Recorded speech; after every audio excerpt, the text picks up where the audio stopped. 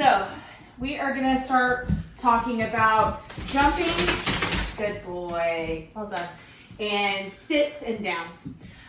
Good boy, well done. So in this situation, he offered me a sit, which is a really polite way of asking for attention. Hey, good boy. Sit, good. Now I've asked him for a sit, so I expect him to hold that sit. So if he gets up, I just give him a no reward marker, which is Good boy. Free, good job. And then I'll release him with free, okay? Come here, sit, good.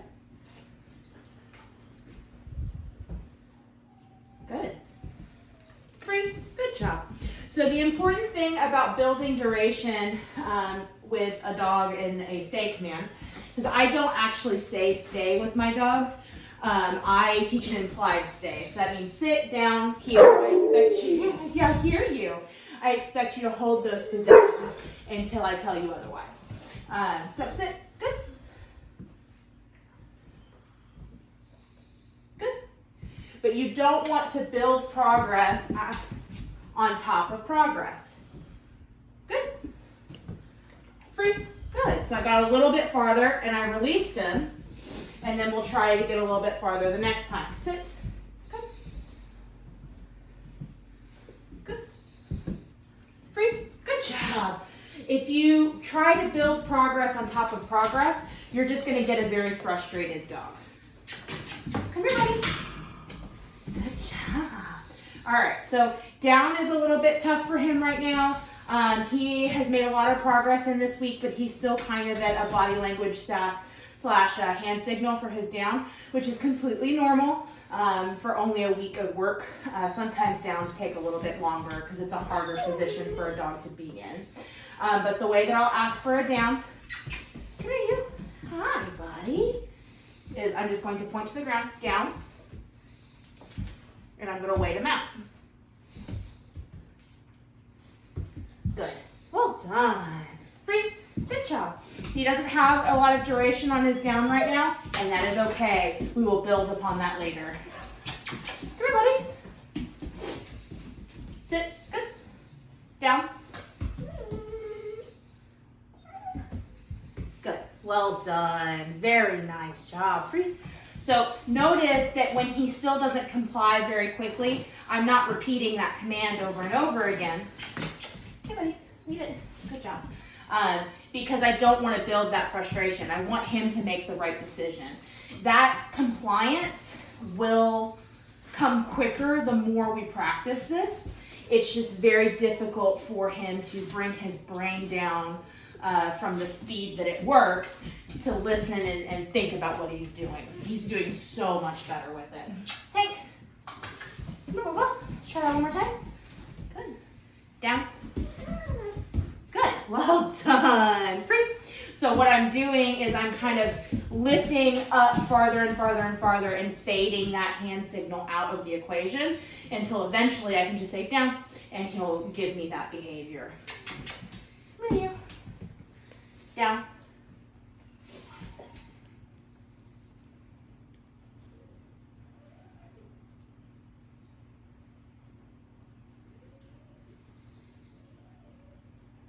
Sometimes this takes a little bit of patience, and we can always give him more information by leaning down a little bit farther. Good. Well done. Free. Good job. Notice I never repeated the command. I never got upset with him. I just was patient and gave him just a little bit more information because he wasn't ready for, I know, that level yet. And that's completely fine. We work at his level. Good job. So now we're going to talk about jumping. So with jumping, the big thing that I don't want you to do is I don't want you to push him off with your hands. Think of your hands like paws. And I play with him a lot with my hands. And when I'm playing with him, I'm not really enforcing that don't jump on me behavior because I'm asking for that attention. Good job. But if we're just kind of moving around, hi buddy. Good, and he's making a right choice. I'm going to drop that treat onto the floor. Now it is very important that you're dropping the treat onto the floor because, hey, come here buddy, If he comes over here and we're treating up here, right, boom, what happens? He just jumped, right? Good job, bud. That was a really good choice. But if I'm treating on the ground, it's reinforcing that he's supposed to be down, all right? So we're not gonna say anything. This is all a body language situation. Hi, buddy. Good. Well done. Nice job. If he sits, that's even better. If he does jump on me, notice that I'm moving my body into him, not away from him. Good. I'm just taking my space back, right? Kind of like a football player. Good boy. Good decisions. Good boy.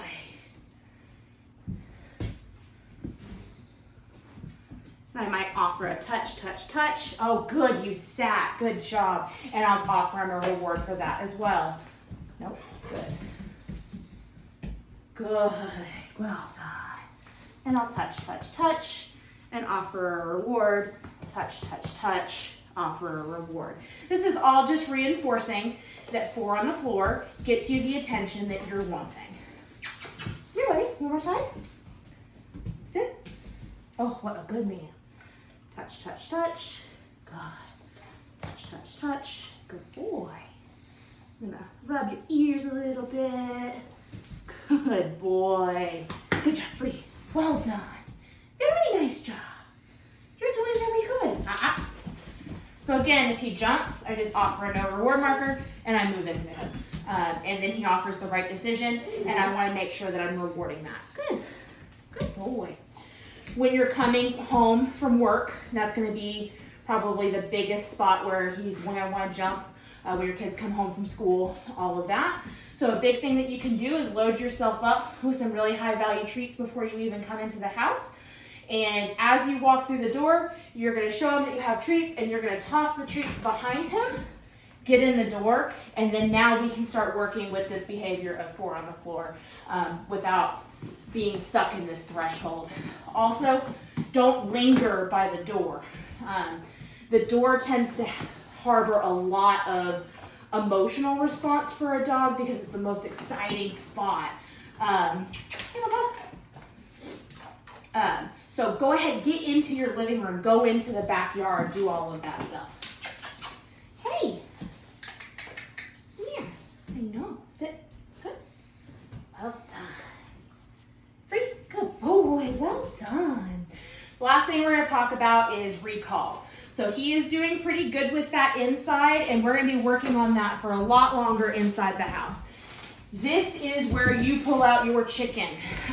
This is not something I play around with because recall is a safety. So the way that I want you to start it at home is the way that we've started it here, is that we're gonna load a word to mean something really amazing and wonderful.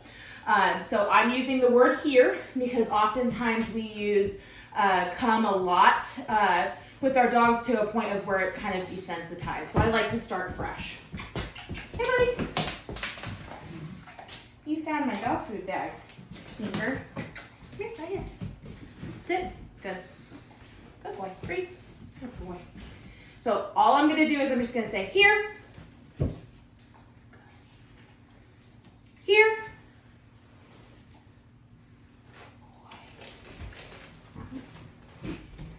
Here.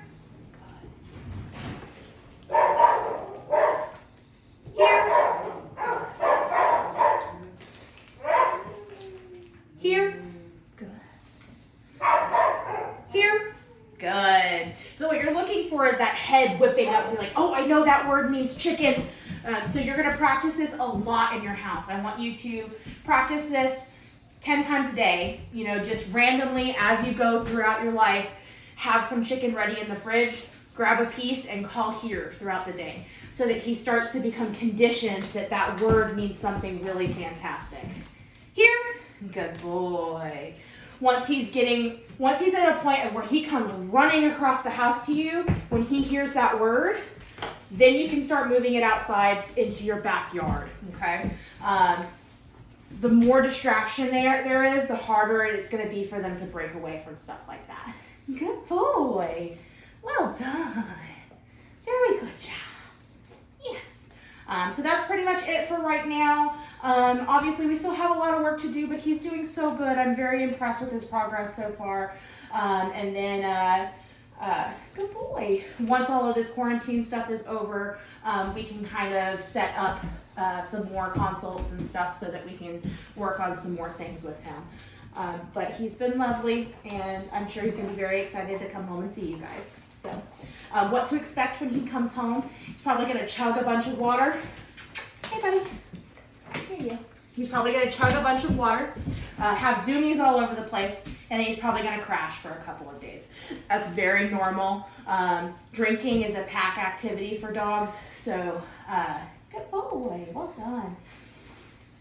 So he'll probably drink a lot of water. He's had access to water here, but that's something he'll probably do.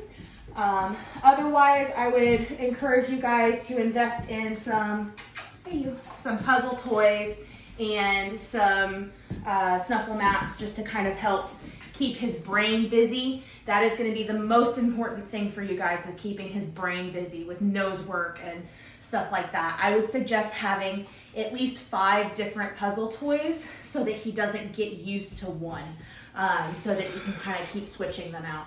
Another big thing that you can do when the weather is better is you can toss some food out into the grass and make him use his nose to find that food in the grass.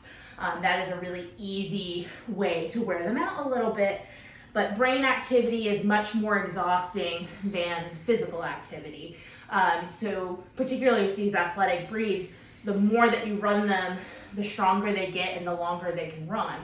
But if we mentally tire them out, it's kind of like studying really hard for a trigonometry test, and then you go and you take that test and you come home and you sleep for days. It's kind of the same concept. Oh, buddy. All righty. Are you ready for your bath, bud? That's the next